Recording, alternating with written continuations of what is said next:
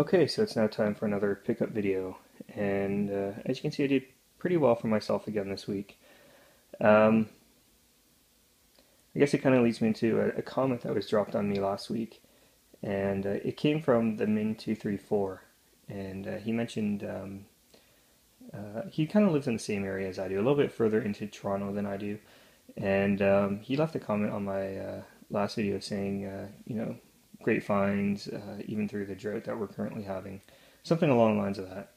And basically to reply to him, I think I left a message back, but just to kind of share this, I mean, if the thrift stores are dead like they are here, I mean, you really need to diversify what you're doing if you want to be successful at collecting and building your collection. You can't just think one way and think, okay, I'm going to go to thrift stores and whatever they have there is going in my collection, and then just think thrift stores, thrift stores, thrift store over and over again. You really have to think outside the box sometimes, and that includes going to retail stores even. And I do buy a lot of stuff from retail, but I don't buy them a lot of times at full price. And that's kind of where I'm getting at.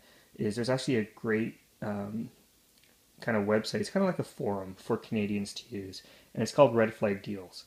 And I'll leave a link to it at the bottom. But it's a great way for people, I guess, who are in that community to share the deals that are out there. And they have deals on every single category you can think of. So, anyways, like I said, you kind of have to diversify what you're doing. Think, if there's nothing at a thrift store, how am I going to find a video game? Is it going to be at a pawn shop? Is it going to be on Kijiji? Is it going to be on Craigslist? Is it going to be at a retail store? And when you're looking at retail stores, you also have to consider stores that you may not think have video games. For example, Shoppers Drug Mart in Canada has video games, and it doesn't seem like a lot of people know that. A lot of times they have sales too, and they're not amazing sales, but they're decent enough to pick stuff up. Another place that has video games is the Superstore, and it's not Walmart Superstore. It's actually the Great Canadian Superstore. That's what they call it up here. So, I mean, that's another place that has video games. They also have, clothing and DVDs and pretty much everything you can find at a Walmart they have there as well. So, that's where I got my first couple of pickups here. First couple games here, Lost in Shadow and Gunblade Special Air Assault Force New York and LA Machine Guns. The Superstore was having a deal, and I don't know if it was just at my Superstore or not, because I did let Canadian Retro know of this deal, and he went out to one and said there was no deal. So basically the deal at my Superstore was any game that was priced at $20 or less was on sale for $4.94 because it was all on clearance. So I picked up Lost in Shadow and Gunblade, and I picked up 2 copies of it. While I was there, I also picked up Knight's Journeys into Dreams on the Wii and Sid Meier's Civilization Revolution. And again, all these games were $4.94, and I went on a day where it was actually tax-free as well. So, that's basically what I paid for them. There's no taxes on top of it. What I did do, though, is on the following Monday, I went again, and I actually had to do some grocery shopping. And by that time, it wasn't tax-free anymore. So I still went and still found some games. And I picked up The Syndicate and Dead Rising Off the Record, along with Zone of the Enders HD collection. And again, these were all $4.94 plus tax. Next, I went to a Goodwill and I picked up Kingdoms of Amalur Reckoning. And for those of you who don't know, this was actually made by a company, Big Huge Games, and basically they were founded by former baseball player Kirk Schilling. And the game is really, really good, and I actually own this already, but it didn't sell very well. And I really have no idea why it didn't sell well, because it's an excellent RPG. So sadly, after the poor sales, they ended up going bankrupt. So they're not around anymore. So this here may be a collector's item, maybe 5-10 years down the road. So for that, I actually paid $6.06 at a Goodwill. While I was at the Goodwill, I also picked up Dark Souls. And this is another game I've been looking at for a long time and trying to find it.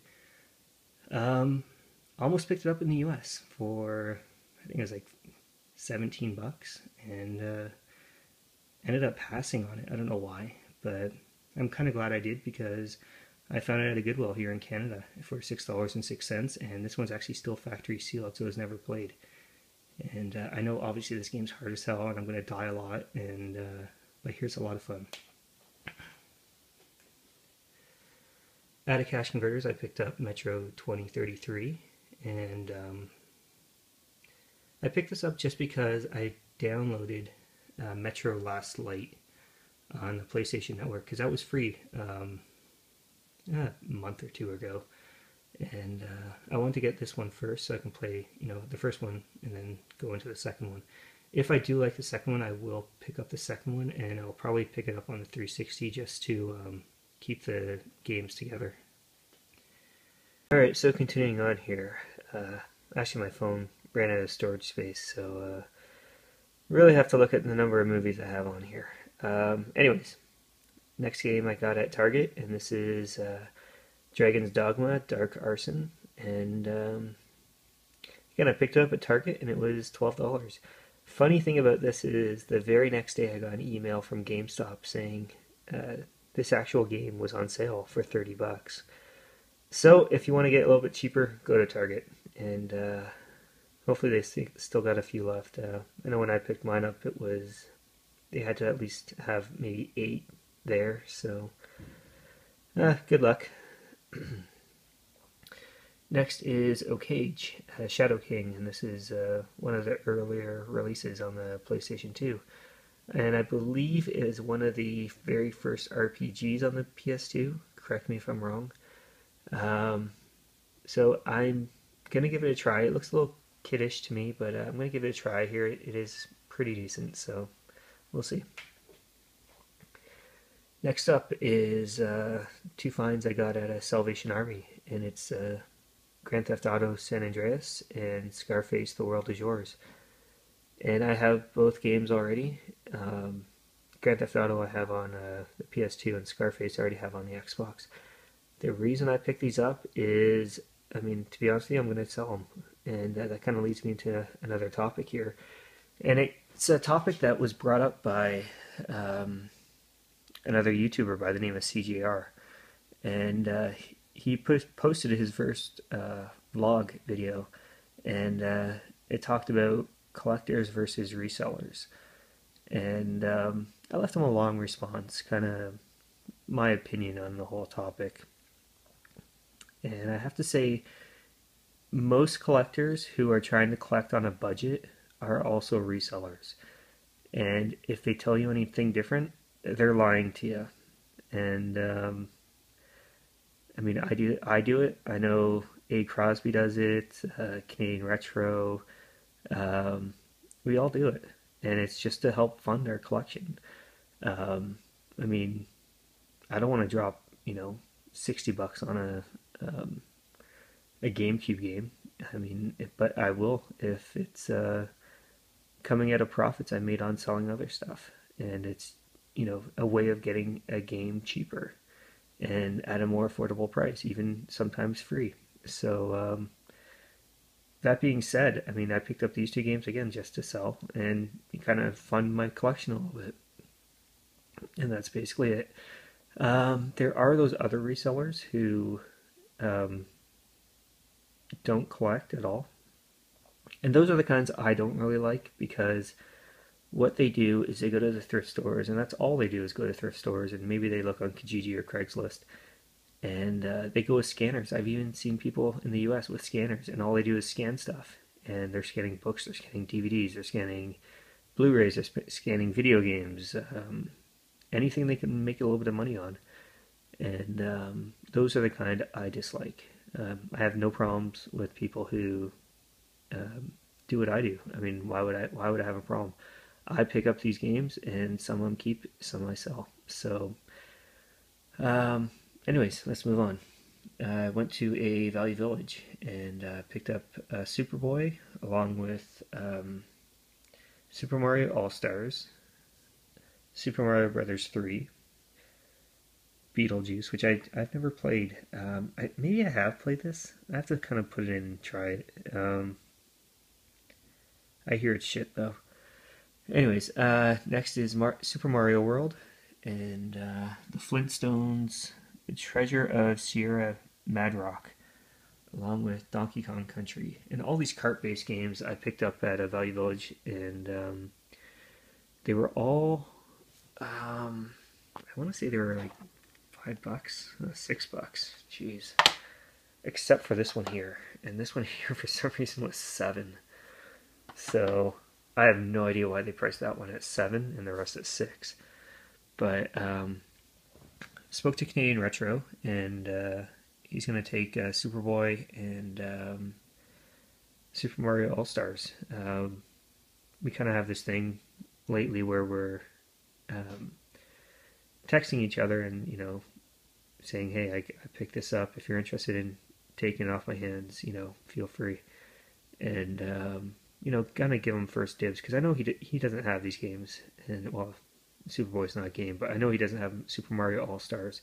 And it's one of those games that's really getting harder to find, because the minute it gets put out, someone snags it. So, I mean, I'll tell you, when I was in line paying for all these games, I actually left 2 sports games sitting there, and a known reseller who buys everything at there, the kind I hate, actually picked up the 2 remaining sports games, and they paid $6 a piece for them. So go figure. I don't know how they make money. So, anyways, Superboy and Super Game Boy and Super Mario All Stars is going to go to Canadian Retro.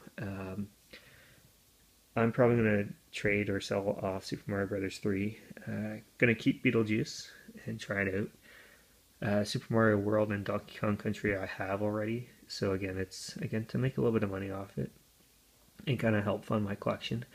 And then the Flintstones I'm actually keeping because I don't have it, and Tato made it. So hopefully that's a good sign, and I'll give it a try, and hopefully I like it. Next, I went to a Talese and picked up a strategy guide for Fallout 3 and Call of Duty Modern Warfare 3. Probably don't need it for Modern Warfare 3, but they were $4 a piece, and it's hard to turn them down for that price. Fallout 3, I'm actually happy I found this, because I'm actually playing through Fallout 3 right now, and I just started it. I'm at the start. I just got out of that underground world, and I'm in like the main, I guess, surface level. And I'm in some kind of school, and I'm kicking people's asses with a steel pipe. So that's kind of where I am, and I know it's really early in the game, so this strategy guide may come in handy later on. Next, I picked up Project Gotham Racing 3, and I know that's A. Crosby's favorite game. The only reason I picked this up, it was $3 and it's still factory sealed. So it's not one I will keep because it's factory sealed. I have the game already. So I'm not sure what I'll do with it. I may, again, trade it away, may sell it. I do have a sealed collection. I do collect sealed games. I've been kind of debating on if I should collect sealed games or not. I'm on the fence about it right now. I have about 24 sealed games right now, and if I keep this one, it'd be 25, and this one's really not worth that much anyways, so I can't really think of a reason to keep it, but we'll see. And lastly, last week you saw me pick up a boxed PlayStation 2. Well, this week I picked up a boxed PlayStation, and if you make up the price there, it was $8. And the funny story behind this is I was holding a Nintendo 64, which I ended up leaving, and while I was holding the N64, some other guy was looking at the electronics, and he looked at me, and he's the one who told me about it. He said, "Oh, there's a boxed PlayStation down there if you're interested." So he's the one who pointed it out to me. So I'm very grateful he did. You know, I do I have a slim PS2 boxed. I believe I have a slim PS1 boxed as well. I don't know if I have a. I'm pretty sure I don't have a fat PS1 boxed. So I'll probably end up keeping this and kind of seeing what to do with it. It is complete. It's 100% complete. Has the manuals and all that. So for $8, it's a pretty good deal. So, anyways, that is the finds of the week, and hope you guys enjoyed. And again, as usual, I enjoy watching your videos as well and seeing what you guys pick up. And until next time, take care.